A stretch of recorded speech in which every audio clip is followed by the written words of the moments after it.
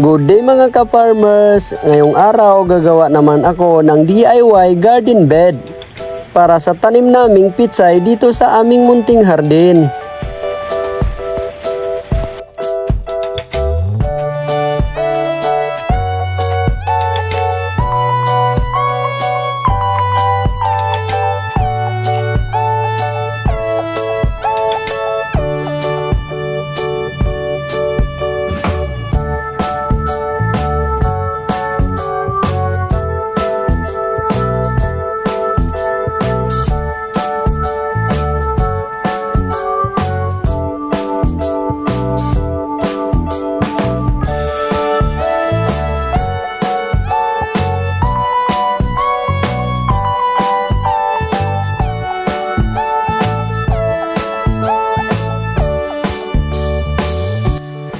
Bali dito naman mga ka-farmers, nilagyan ko siya ng temporary na harang para di makapasok at maghukay ang mga manok kasi maraming manok ang pumapasok dito sa hardin.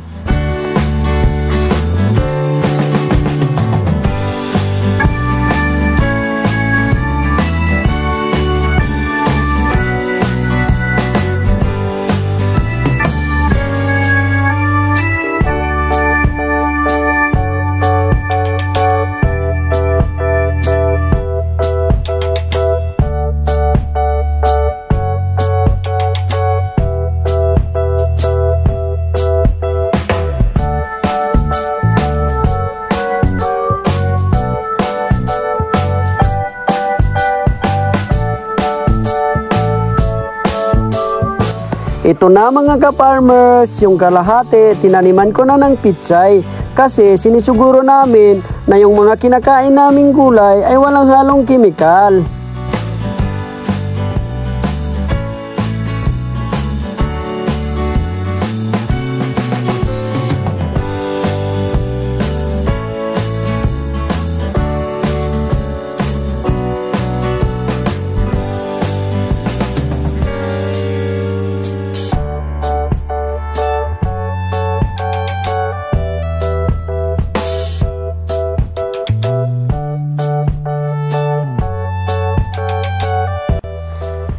Itong nakikita niyong hawak ko mga ka-farmers ay buto ng pitsay.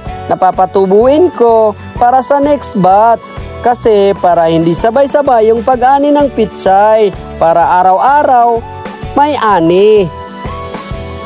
Hanggang dito na lang. Thank you for watching sa aking mini vlog.